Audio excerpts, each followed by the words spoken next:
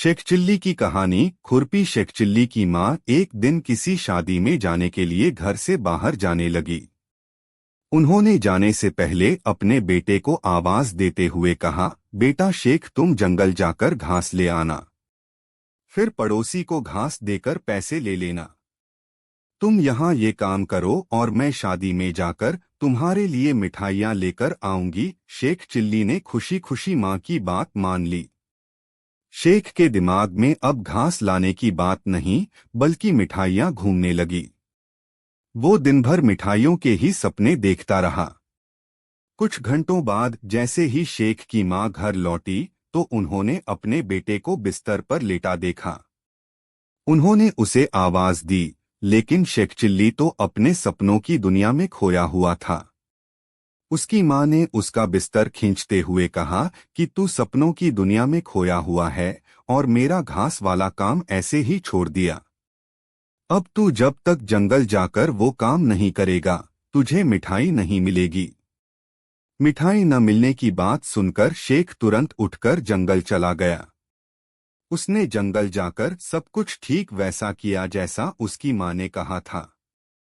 फिर घर आने के बाद उसने घास बेचने से मिले पैसे माँ के हाथों में रख दिए। माँ ने भी खुश होकर उसे मिठाई दी। मिठाई खाते ही शेख को याद आया कि वो घास लाने के लिए जो खुरपी जंगल ले गया था उसे वहीं छोड़ आया है। मिठाई खत्म करते ही वो जंगल की ओर खुरपी लेने के लिए भागा। जंगल पहुंचते ही उसे अपने सामने खुरपी दिखी। शेख चिल्ली मुस्कुराते हुए खुरपी को उठाने के लिए आगे बढ़ा। जैसे ही शेख ने खुरपी को छुआ तो वो जोर से चिल्लाया, क्योंकि खुरपी पर सीधी धूप पड़ रही थी जिस वजह से वो बहुत गर्म थी। शेख चिल्ली के मन में हुआ कि खुरपी इतनी गर्म है तो इसका मतलब इसे बुखार आ गया है। शेख ने किसी तरह से खुरपी को उठाया और उसे लेकर सीधे एक हकीम के पास चला गया।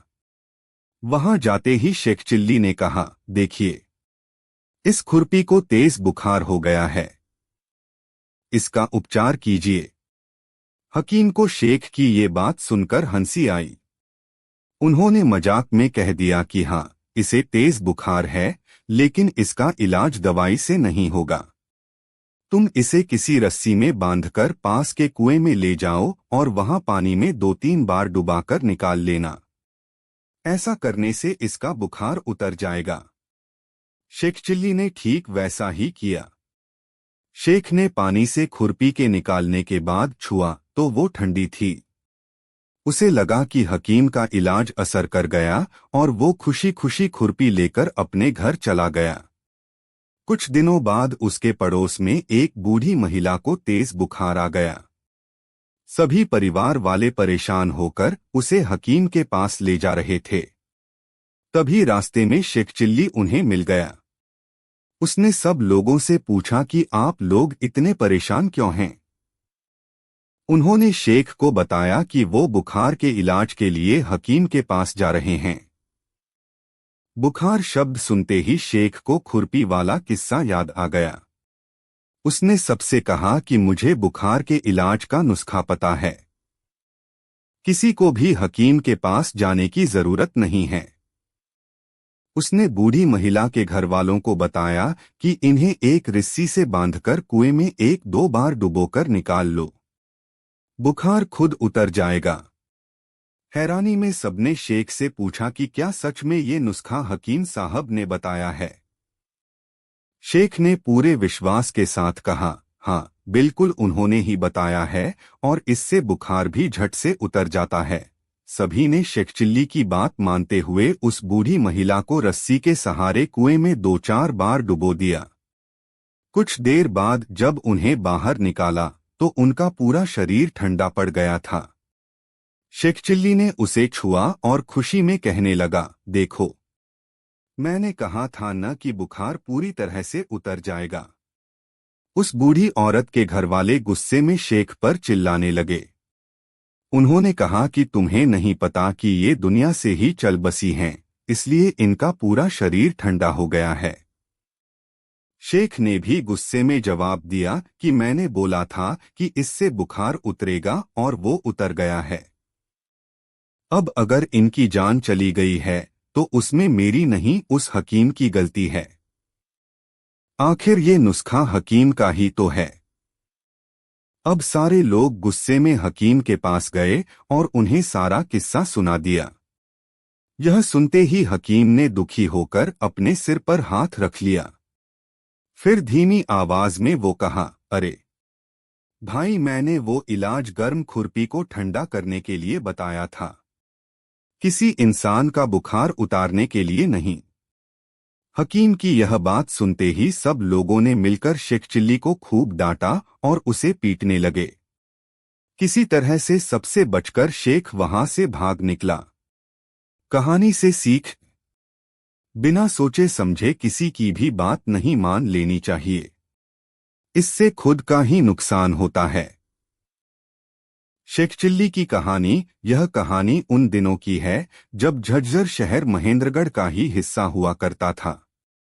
उस दौरान भारत के उत्तर पश्चिमी क्षेत्र में विदेशियों के हमले हो रहे थे। पानीपत, रोहतक और दिल्ली जैसे शहरों पर खतरा ज्यादा था। उन दिनों नवाब झज्जर में मौजूद बुआवाल तालाब की मरम्मत करवा रहे थे ताकि मुसीबत के समय रेवाड़ी के लोगों को पानी की किल्लत न हो। अचानक कहीं से खबर आई कि दुर्रानी ने हमला कर दिया है और दुर्रानी की सेना रेवाड़ी के पास पहुंचने वाली है। इस बात का पता चलते ही नवाब ने अपने जांबाज सिपाहियों और वजीरों के संग जरूरी बैठक की। बैठक का मसला था कि अगर दुर्रानी की सेना झज्जर पर हमला करे तो उससे कैसे निपटा जाएगा, और अगर हमले के दौरान रोहतक या रेवाड़ी मदद मांगते हैं तो क्या करना सही रहेगा। बैठक में मौजूद सभी लोगों ने कहा कि रियासत में सभी को हमले के बारे में सूचित कर दिया जाए और पूरी तैयारी की जाए ताकि हमले के जवाब में कोई कसर न रहे। साथ ही आसपास की रियासतों की भी मदद की जाएगी। उसी दिन रियासत में यह ऐलान करवा दिया गया है कि अगर हमला होता है तो कमजोर, बीमार, महिलाएं और बच्चे जंगल में जाकर छिप जाएंगे और जवान सैनिकों का साथ देंगे। यह ऐलान शेख चिल्ली ने भी सुना। शेख चिल्ली थोड़ा परेशान हो गया क्योंकि उसकी बेगम थोड़ी मोटी थी। उसने सोचा कि अगर हमला हुआ तो उसकी बेगम जंगल तक कैसे पहुंचेगी। शेख चिल्ली के मन में अजीब अजीब से ख्याल आने लगे। तभी उसने खुद को रोका और खुद से कहा, मैं क्या बेकार की बातें सोच रहा हूं। फिर उसने सोचा कि इस बार तो भारी मुसीबत आन पड़ी है। मैं अपनी जन्नत को इस तरह कुर्बान नहीं होने दे सकता। अचानक उसके मन में ख्याल आया कि कितना अच्छा हो अगर कहीं से उड़ने वाला कालीन मिल जाए। फिर उसने खुद से कहा, नवाब साहब ने तो मुझे घोड़ा दिया था, घोड़े की मदद से मैं बेगम की जान बचा सकता है, दुर्रानी की सेना हाथ मलती रह जाएगी। तभी उसे ख्याल आया कि आखिर घोड़ा भी तो एक जानवर है, क्या वह मेरी बेगम का बोझ उठा पाएगा। कहीं बीच रास्ते में उसने दम तोड़ दिया तब क्या होगा। अगर उस वक्त बेगम दुश्मनों के हाथ लग गई तो उसकी जान कैसे बचेगी। माना बेगम के पिता ताकतवर सिपाही थे और अच्छी तलवारबाजी जानते थे, लेकिन बेगम को तो तलवार चलानी नहीं आती। मेरी बेगम को तो बस जुबाना चलाना आता है। कम से कम उनमें भी यह कला होती तो आज वो अपनी जान बचा पाती। इतने में शेख चिल्ली को ध्यान आया कि अगर बेगम को तलवार चलानी आती भी हो तो तलवार आएगी कहां से। अब अल्लाह मियाँ तलवार आसमान से टपका तो नहीं देंगे कि लो शेख चिल्ली की बेगम, इससे दुर्रानी की गर्दन काट देना। अगर ऐसा हो भी जाए तो बेगम सच में दुर्रानी की गर्दन काट डालेगी और उस दिन दुर्रानी की सेना में खौफ छा जाएगा। उसके सारे सिपाही मैदान छोड़कर भाग जाएंगे। ये सब होता देख नवाब चौंक जाएंगे और अपनी सेना से पूछेंगे कि आखिर यह चमत्कार किसने किया है। तब सेना उन्हें बताएगी कि एक मोटी औरत ने यह कारनामा किया है, उसने दुर्रानी की गर्दन काट दी है। उस मोटी औरत की वजह से ही हम बच पाए हैं। यह सुनकर नवाब बहुत खुश होंगे और उस औरत को पूरे सम्मान के साथ दरबार में लाने का आदेश देंगे। यह भी हो सकता है कि नवाब खुद बेगम की तलाश में निकलें। जिस तरह बादशाह अकबर नंगे पांव वैष्णो देवी के दर्शन के लिए निकले थे, तभी वे बेगम की तलवार को दुर्रानी के खून से लथपथ देखेंगे। नवाब उन्हें देखते ही उनके सजदे में झुकेंगे और सेवा का मौका मांगेंगे। नवाब बेगम को पूरे सम्मान के साथ महल में लाएंगे और बेगम के पैरों की धूल को अपने माथे से लगाएंगे। वे वहां मौजूद सभी को बेगम के पैर चूमने के लिए कहेंगे, यहाँ तक कि मुझे भी यह करने के लिए कहा जाएगा। भला मैं अपनी बेगम के पैर कैसे चूम सकता हूँ? इसलिए मैं साफ मना कर दूंगा। नवाब मुझ पर चिल्लाएंगे, लेकिन मैं बार बार मना कर दूंगा। इस पर नवाब गुस्सा हो जाएंगे और सिपाहियों से कहेंगे कि इसे जेल में डाल दो। इतने में धड़ाम से गिरने की आवाज हुई। शेख चिल्ली की आंखें खुली तो उसने देखा कि वह चारपाई से लुढ़ककर नीचे सब्जी काट रही बेगम के पैरों में जा गिर पड़ा है। उसके गिरते ही बेगम चिल्लाई, अच्छा हुआ किनारे गिरे, वरना तुम्हारी गर्दन शरीर से अलग हो जाती। शेख चिल्ली ने अपना माथा पकड़ लिया। अब उसे दुर्रानी के हमले से ज्यादा बेगम के पांव चूमने का डर सताने लगा था। मन में यही सवाल आ रहा था कि कहीं सच में ऐसा करना पड़ गया तो। कहानी से सीख, ख्याली दुनिया बनाने से अच्छा है कि इंसान वर्तमान में जीना सीखे। शेख चिल्ली की कहानी। खीर शेख चिल्ली बेहद ही मूर्ख था और हमेशा मूर्खता भरी बातें करता था। उसकी मां अपने बेटे की मूर्खता भरी बातों से बहुत परेशान रहती थी। एक बार शेख चिल्ली ने अपनी मां से पूछा कि लोग मरते कैसे हैं। मां ने सोचा कि इस मूर्ख को कैसे समझाऊं, तो मां ने कह दिया कि लोग जब मरते हैं तो बस उनकी आंखें बंद हो जाती हैं। मां की बात सुनकर शेख चिल्ली ने सोचा कि एक बार मर कर देखता हूं। मरने की बात सोचकर शेख चिल्ली ने गांव के बाहर जाकर एक गड्ढा खोदा और उसमें आंखें बंद करके लेट गया। रात हुई तो उस राह से दो चोर गुजरे। एक चोर ने दूसरे चोर से कहा कि अगर हमारे साथ एक और साथी होता तो कितना अच्छा होता। हम में से एक घर के आगे रखवाली करता, दूसरा घर के पीछे नजर रखता और तीसरा आराम से जाकर घर के अंदर चोरी करता। शेख चिल्ली उन चोरों की बातें सुन रहा था। वो गड्ढे में से लेटे हुए अचानक बोल पड़ा, भाइयों मैं मर चुका हूँ, लेकिन अगर जिंदा होता तो तुम्हारी मदद जरूर करता। शेख चिल्ली की बात सुनकर वो दोनों चोर समझ गए कि ये निहायत ही मूर्ख आदमी है। एक चोर ने शेख चिल्ली से कहा, भाई मरने की इतनी भी क्या जल्दी है, थोड़ी देर के लिए इस गड्ढे से बाहर आकर हमारी मदद कर दो, थोड़ी देर बाद फिर मर जाना। गड्ढे में पड़े पड़े शेख चिल्ली को भूख और ठंड दोनों लग रही थी। उसने सोचा चलो चोरों की मदद ही कर देता हूँ। दोनों चोरों और शेख चिल्ली ने मिलकर तय किया कि उनमें से एक चोर घर के आगे खड़ा रहकर नजर रखेगा और दूसरा चोर घर के पीछे तैनात रहेगा, जबकि घर के अंदर चोरी करने के लिए शेख चिल्ली जाएगा। शेख चिल्ली को जोरों की भूख भी लगी थी, इसलिए घर के अंदर जाते ही वह चोरी करने के बजाय खाने पीने की चीजें ढूंढने लगा। उसे रसोई में चावल, चीनी और दूध मिल गया तो शेख चिल्ली ने सोचा कि क्यों न खीर बनाई जाए। ये सोचकर शेख चिल्ली खीर बनाने लगा। उसी रसोई में एक बुढ़िया ठंड के मारे सिकुड़कर सोई हुई थी। शेख चिल्ली ने खीर बनाने के लिए जैसी ही चूल्हा जलाया, उसकी आंच बुढ़िया को लगने लगी। चूल्हे की आग की गर्मी महसूस होने पर बुढ़िया ने खुलकर सोने के लिए अपने हाथ फैला दिए।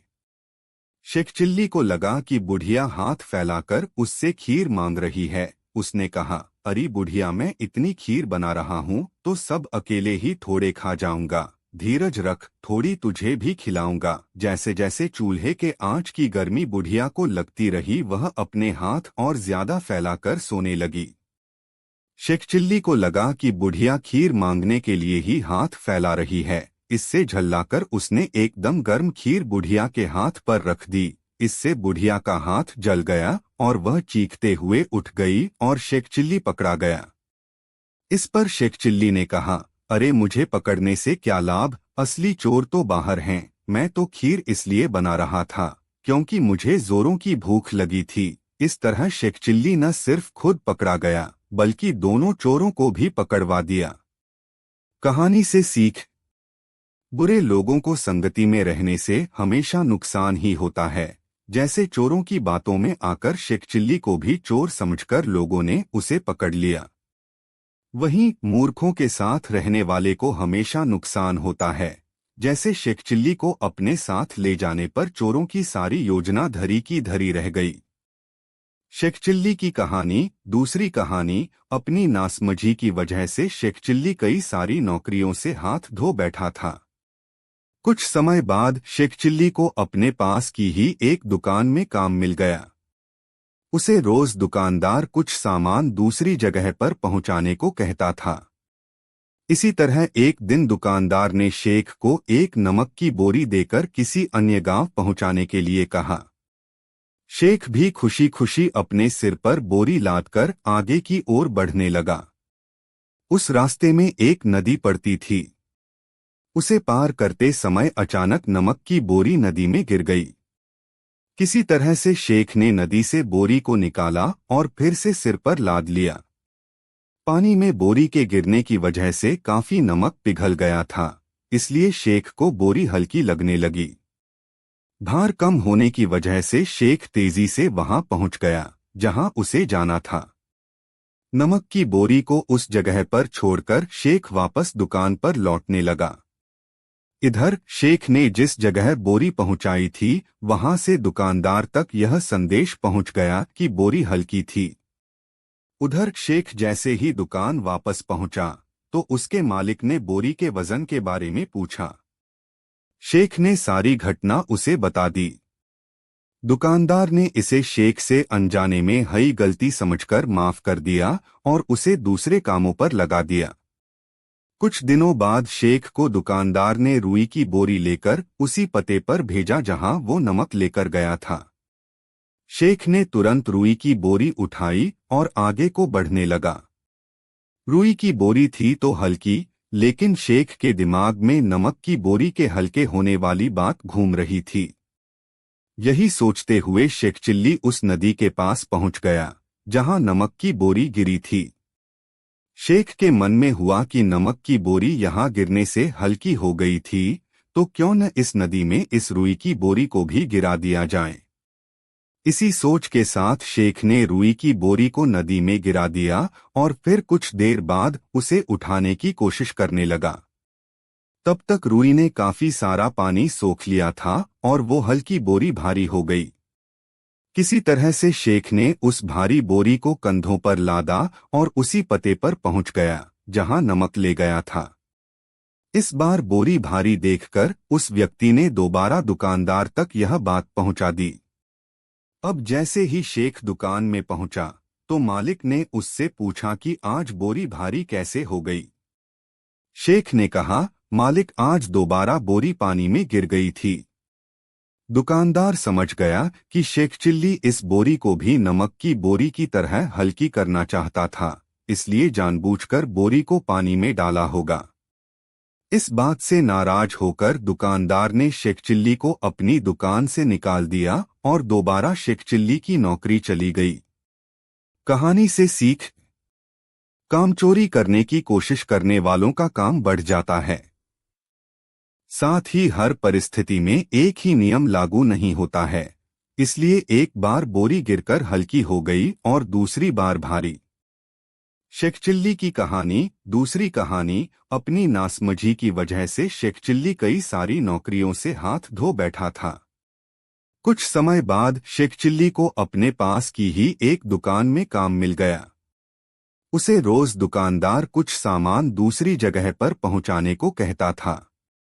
इसी तरह एक दिन दुकानदार ने शेख को एक नमक की बोरी देकर किसी अन्य गांव पहुंचाने के लिए कहा। शेख भी खुशी खुशी अपने सिर पर बोरी लादकर आगे की ओर बढ़ने लगा। उस रास्ते में एक नदी पड़ती थी। उसे पार करते समय अचानक नमक की बोरी नदी में गिर गई। किसी तरह से शेख ने नदी से बोरी को निकाला और फिर से सिर पर लाद लिया। पानी में बोरी के गिरने की वजह से काफी नमक पिघल गया था, इसलिए शेख को बोरी हल्की लगने लगी। भार कम होने की वजह से शेख तेजी से वहां पहुंच गया जहां उसे जाना था। नमक की बोरी को उस जगह पर छोड़कर शेख वापस दुकान पर लौटने लगा।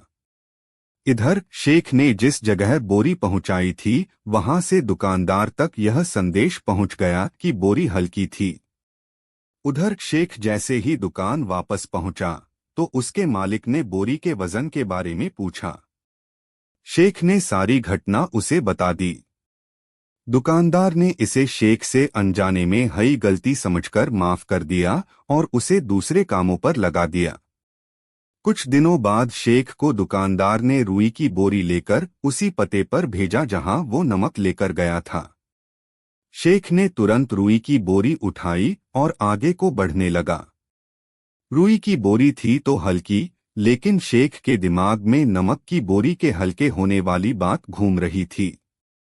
यही सोचते हुए शेख चिल्ली उस नदी के पास पहुंच गया जहां नमक की बोरी गिरी थी। शेख के मन में हुआ कि नमक की बोरी यहां गिरने से हल्की हो गई थी, तो क्यों न इस नदी में इस रुई की बोरी को भी गिरा दिया जाए। इसी सोच के साथ शेख ने रुई की बोरी को नदी में गिरा दिया और फिर कुछ देर बाद उसे उठाने की कोशिश करने लगा। तब तक रुई ने काफी सारा पानी सोख लिया था और वो हल्की बोरी भारी हो गई। किसी तरह से शेख ने उस भारी बोरी को कंधों पर लादा और उसी पते पर पहुंच गया जहां नमक ले गया था। इस बार बोरी भारी देखकर उस व्यक्ति ने दोबारा दुकानदार तक यह बात पहुंचा दी। अब जैसे ही शेख दुकान में पहुंचा तो मालिक ने उससे पूछा कि आज बोरी भारी कैसे हो गई। शेख ने कहा, मालिक आज दोबारा बोरी पानी में गिर गई थी। दुकानदार समझ गया कि शेख चिल्ली इस बोरी को भी नमक की बोरी की तरह हल्की करना चाहता था, इसलिए जानबूझकर बोरी को पानी में डाला होगा। इस बात से नाराज होकर दुकानदार ने शेख चिल्ली को अपनी दुकान से निकाल दिया और दोबारा शेख चिल्ली की नौकरी चली गई। कहानी से सीख, कामचोरी करने की कोशिश करने वालों का काम बढ़ जाता है। साथ ही हर परिस्थिति में एक ही नियम लागू नहीं होता है, इसलिए एक बार बोरी गिरकर हल्की हो गई और दूसरी बार भारी। शेख चिल्ली की कहानी। व्यापारी शेख चिल्ली के घर पर बेकार बैठे रहने से उसकी मां बेहद परेशान थी। एक दिन उसने सोचा कि क्यों न शेख को व्यापार के लिए भेजा जाए, जिससे कुछ आमदनी हो जाए और वह बेकार भी न रहे। इसी मकसद के साथ उसकी मां अपनी जमा पूंजी लेकर बाजार से मखमल के कपड़े का थान खरीद लाई। कपड़े की थान खरीदने के बाद उसकी मां ने शेख से कहा कि वो इसे नगर के बड़े बाजार में बेच आए। शेख चिल्ली की मां ने उसे खास हिदायत देते हुए कहा कि बाजार में इस थान की कीमत इसके वास्तविक मूल्य से 2 पैसे ऊपर ही बताना। मां की बात गांठ बांधकर शेख कपड़े का थान लेकर नगर के बाजार की ओर चल पड़ा। नगर के बड़े बाजार में पहुंचकर उसने एक जगह कपड़े का थान रख दिया और ग्राहक के मिलने का इंतजार करने लगा। कुछ देर बाद एक आदमी शेख के पास आया और थान की कीमत पूछने लगा। मूर्ख शेख चिल्ली को मां की कही बात याद आई तो उसने शख्स से कहा, दाम का क्या है जनाब, आप बस थान के वास्तविक मूल्य से 2 पैसे ऊपर दे दीजिएगा। शेख चिल्ली की बात सुनकर वह शख्स समझ गया कि वह मूर्ख है, इसलिए उसने तुरंत जेब से 4 पैसे निकालकर मखमल के कपड़े के थान के ऊपर रख दिए। शेख ने भी खुशी खुशी वह पैसे उठाए और कपड़े का थान शख्स को बेचकर घर की ओर चल पड़ा। घर लौटते हुए शेख चिल्ली ने रास्ते में देखा कि एक शख्स बड़े बड़े तरबूज बेच रहा था। उसने कभी तरबूज नहीं देखे थे, तो वह आश्चर्यचकित हो गया और फल विक्रेता से पूछने लगा कि यह क्या है। शेख चिल्ली का सवाल सुनकर फल विक्रेता को यह समझने में देर न लगी कि वह पक्का कोई महामूर्ख ही है। फल विक्रेता ने सोचा क्यों न उसे बेवकूफ बनाया जाए, तो वह शेख से कहने लगा कि यह कोई ऐसी वैसी चीज नहीं है, बल्कि हाथी का अंडा है। फल विक्रेता की बात सुनकर शेख चिल्ली बहुत प्रभावित हुआ और उसने 2 पैसा देकर वह तरबूज खरीद लिया, जबकि उस समय एक तरबूज का भाव 1 पैसा हुआ करता था। शेख चिल्ली यह सोचने लगा कि इससे हाथी का बच्चा निकलेगा और उसके बड़े होने पर वह हाथी को बेचकर बहुत पैसे कमाएगा। ये सोचते हुए खुश होकर वह घर की ओर चल पड़ा। वह तरबूज हाथ में उठाए आधे रास्ते ही पहुंचा था कि अचानक से उसका पेट खराब हो गया। आसपास खाली व सुनसान जगह देखकर वह एक पत्थर पर तरबूज को रखकर खुद झाड़ियों के पास पेट हल्का करने चला गया। अचानक झाड़ियों से उसने देखा कि एक गिलहरी तरबूज के पास से कूदकर बाहर निकली और तरबूज पत्थर से नीचे गिरकर फट गया। शेख चिल्ली को लगा कि वह गिलहरी कोई और नहीं बल्कि तरबूज से निकला हाथी का बच्चा है। इतना सोचकर वह गिलहरी को पकड़ने के लिए उसकी ओर दौड़ा, लेकिन गिलहरी तब तक फुर्ती से भाग चुकी थी। ये सोचकर कि हाथी का बच्चा हाथ से निकल गया, शेख चिल्ली हाथ मलता रह गया और दुखी होकर घर की ओर चल पड़ा। रास्ते में शेख चिल्ली को बड़े जोरों की भूख लगने लगी, तो वह हलवाई की दुकान पर रुक गया और उसने खाने के लिए समोसे खरीद लिए। जैसे ही उसने समोसे का एक टुकड़ा मुंह में डाला, एक कुत्ता उसके सामने आकर भौंकने लगा। उसे लगा कि कुत्ता जरूर भूखा होगा, तो उसने बाकी बचा समोसा कुत्ते के सामने डाल दिया। कुत्ते ने पलक झपकते ही पूरा समोसा खा लिया और शेख चिल्ली भूखा ही घर की ओर चल पड़ा। घर पहुंचकर उसने देखा कि उसकी मां घर पर मौजूद नहीं थी। उसने अपनी पत्नी को पूरी बात बताई कि कैसे उसके हाथ से हाथी का बच्चा निकल गया। उसकी बातें सुनकर शेख चिल्ली की पत्नी को बहुत गुस्सा आया और वह उससे लड़ने लगी।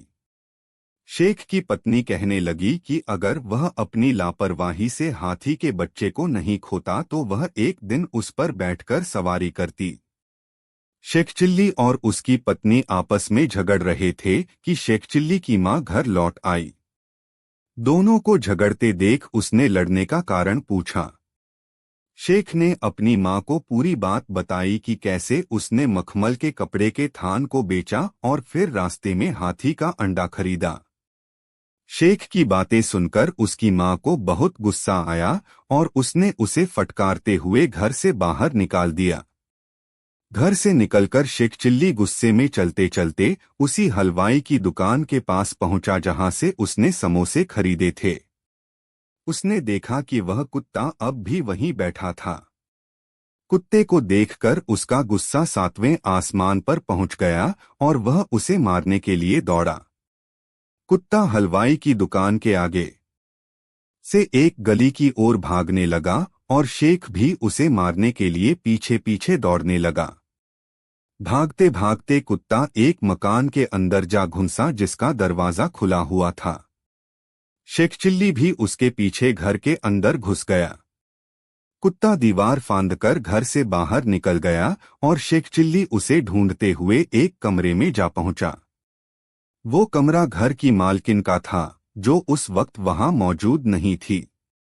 उसे कमरे में सोने चांदी के आभूषणों से भरा एक छोटा संदूक दिखाई दिया, जो खुला हुआ था। उसने किसी को आसपास न पाकर एक कपड़े में सारे जेवरात डालकर गठरी बना ली और किसी के आने से पहले ही वहां से निकल गया।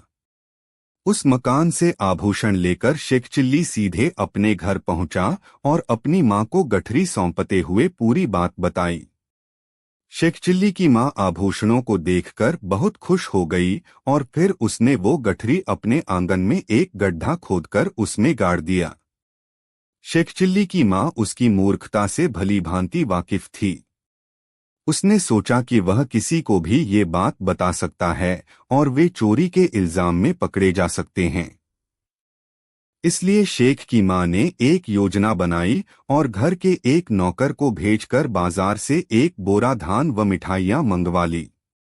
रात को जब शेख चिल्ली सो गया तो उसकी मां ने पूरे घर के आंगन में धान और मिठाइयों को बिखेर दिया। देर रात शेख को नींद से जगाते हुए उसकी मां ने कहा कि देखो, घर में धान और मिठाइयों की बारिश हुई है। बाहर आकर देखने पर शेख चिल्ली को उसकी मां की बातों पर यकीन हो गया और वह धान के बीच से मिठाइयां बिछकर खाने लगा।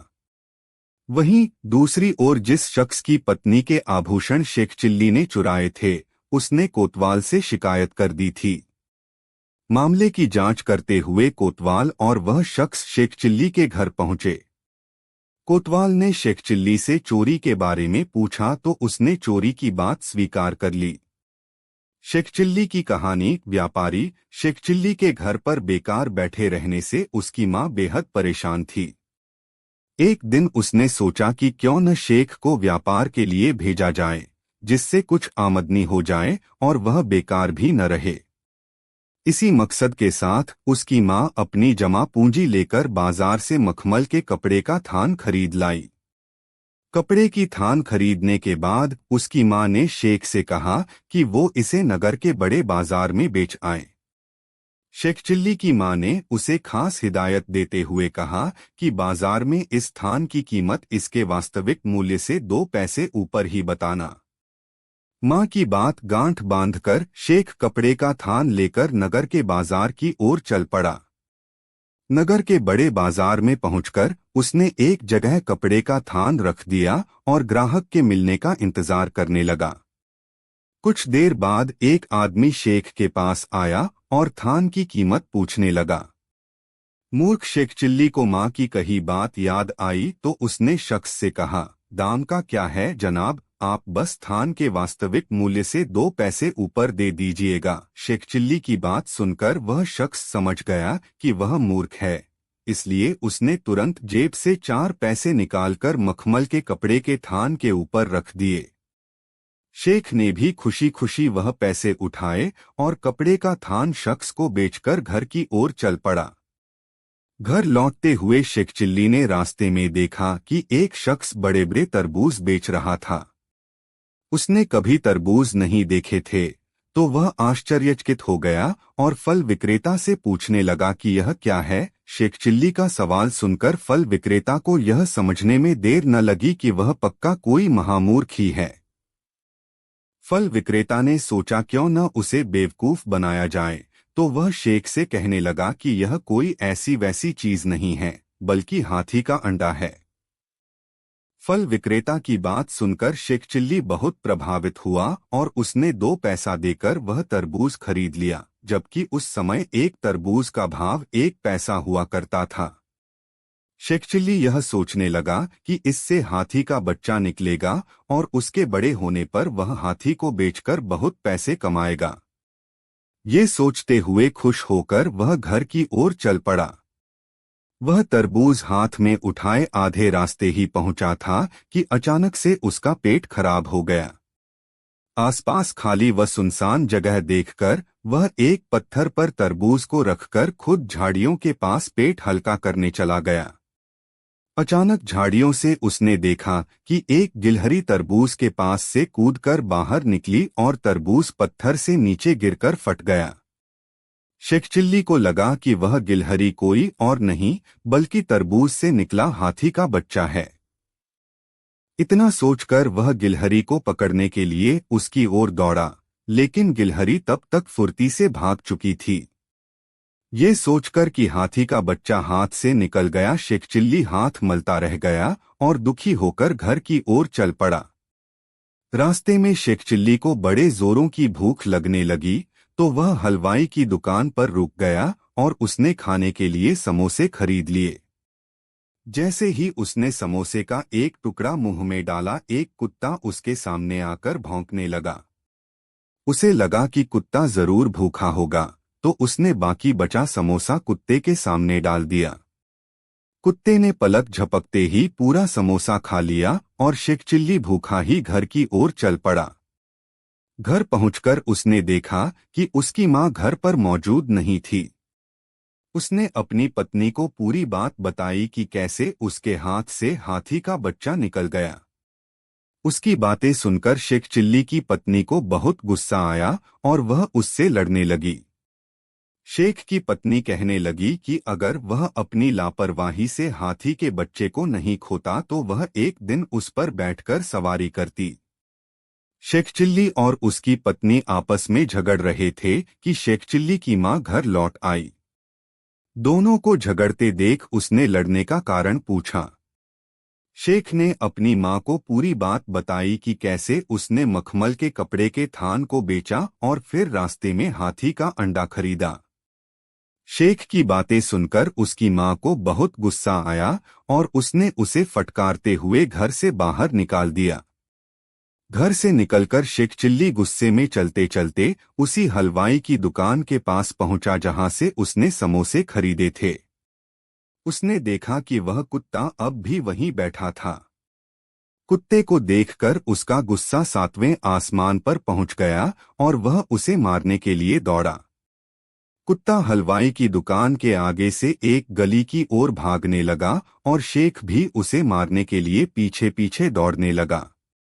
भागते भागते कुत्ता एक मकान के अंदर जा घुसा जिसका दरवाजा खुला हुआ था। शेख चिल्ली भी उसके पीछे घर के अंदर घुस गया। कुत्ता दीवार फांदकर घर से बाहर निकल गया और शेख चिल्ली उसे ढूंढते हुए एक कमरे में जा पहुंचा। वो कमरा घर की मालकिन का था जो उस वक्त वहां मौजूद नहीं थी। उसे कमरे में सोने चांदी के आभूषणों से भरा एक छोटा संदूक दिखाई दिया जो खुला हुआ था। उसने किसी को आसपास न पाकर एक कपड़े में सारे जेवरात डालकर गठरी बना ली और किसी के आने से पहले ही वहां से निकल गया। उस मकान से आभूषण लेकर शेख चिल्ली सीधे अपने घर पहुंचा और अपनी मां को गठरी सौंपते हुए पूरी बात बताई। शेख चिल्ली की मां आभूषणों को देखकर बहुत खुश हो गई और फिर उसने वो गठरी अपने आंगन में एक गड्ढा खोदकर उसमें गाड़ दिया। शेख चिल्ली की मां उसकी मूर्खता से भली भांति वाकिफ थी। उसने सोचा कि वह किसी को भी ये बात बता सकता है और वे चोरी के इल्जाम में पकड़े जा सकते हैं। इसलिए शेख की मां ने एक योजना बनाई और घर के एक नौकर को भेजकर बाजार से एक बोरा धान व मिठाइयां मंगवा ली। रात को जब शेख चिल्ली सो गया तो उसकी मां ने पूरे घर के आंगन में धान और मिठाइयों को बिखेर दिया। देर रात शेख को नींद से जगाते हुए उसकी मां ने कहा कि देखो घर में धान और मिठाइयों की। मरा हुआ आदमी एक बार मुल्क का एक वरिष्ठ अफसर बुरी तरह बीमार हो गया। तरह तरह के हकीमों द्वारा उसकी चिकित्सा कराई गई लेकिन कोई भी उसे स्वस्थ नहीं कर सका। वह अफसर बादशाह का बहुत मुँह लगा था। बादशाह अपने अधिकांश आदेश उस अफसर की सलाह लेने के बाद ही जारी करता था। बादशाह ने उस अफसर के परिवार वालों से कह दिया था कि तुम लोग रकम खर्च होने की कतई चिंता मत करना। जहां भी और जो भी महंगे से महंगा हकीम मिले उससे अफसर का इलाज करवाना। इसकी बीमारी का सारा खर्च सरकारी खजाने से दिया जाएगा। लेकिन वह कहावत है न कि यदि केवल रकम खर्च करने से ही लोग ठीक हो जाया करते तो कोई भी आदमी ज्यादा दिन तक बीमार न रहता। वही बात उस बीमार अफसर पर भी लागू होती थी। आखिर उसके परिवार वालों ने बादशाह को खबर दी कि जो अफसर का इलाज कर सके ऐसा कोई हकीम नहीं मिला। लिहाजा अब ऐसा लगता है कि अफसर का बचना नामुमकिन है। यह सुनते ही बादशाह ने सोचा कि अपने इतने बड़े अफसर को देखने के लिए उसे स्वयं उसके पास जाना चाहिए। यह सोचकर वह राजमहल से निकला और अफसर की हवेली की तरफ चल पड़ा। रास्ते में खोजा के घर रुककर उसने खोजा को भी अपने साथ चलने को कहा। अभी बादशाह और खोजा अफसर की हवेली से कुछ दूर थे कि तभी बादशाह ने एकाएक खोजा से कहा, खोजा, तुम भी तो आला दर्जे के करामाती इंसान हो। दुनिया भर के महंगे से महंगे हकीमों ने तो अफसर को ठीक करने से इनकार कर दिया। क्या तुम ऐसा कोई उपचार नहीं बता सकते जिससे वह फिर से भला चंगा हो जाए? कुछ नहीं, खोजा ने कहा, जहांपना, मैं कुछ कर सकता हूं या नहीं यह तो मरीज को देखकर ही बता सकूंगा। उसे देखने से पहले कोई दवा भला कैसे करूं? थोड़ी ही देर में वे दोनों बीमार अफसर की हवेली पर पहुंच गए। वहां का आलम ही दूसरा था। हालांकि वह अफसर अभी जिंदा था, लेकिन पूरी हवेली में ऐसा मातम छाया हुआ था जैसे कि अफसर का देहांत हो चुका हो। किसी को भी बादशाह के वहां आने की खुशी महसूस नहीं हो रही थी। बीमार अफसर के पास पहुंचने के बाद बादशाह ने खोजा की तरफ आंखों में इशारे से कहा, यह रहा तुम्हारा मरीज। इसे देखो और इसकी बीमारी दूर करने का कोई उपाय करो। खोजा ने बीमार अफसर के पास पहुंचकर उसकी नाड़ी टटोली, फिर उसके दिल पर हाथ रखा। जब इतने से उसकी समझ में आया तब अपना कान उसके दिल वाली जगह पर रखा। कुछ देर दिल की धड़कन सुनने के बाद वह बोला, बादशाह सलामत। मैं किसी जिंदा आदमी का इलाज तो कर सकता हूँ, किसी मुर्दे का नहीं। खोजा की यह बात सुनकर बादशाह हैरत में पड़ गया। अफसर के घर वालों की भी हैरानी की कोई सीमा नहीं रही। बादशाह ने खोजा को डांटा, खोजा, यह क्या बक रहे हो? अभी अफसर जिंदा है और तुम उसे जीते जी मुर्दा ऐलान कर रहे हो। यह बदतमीजी तो है ही, इंसानियत भी नहीं है।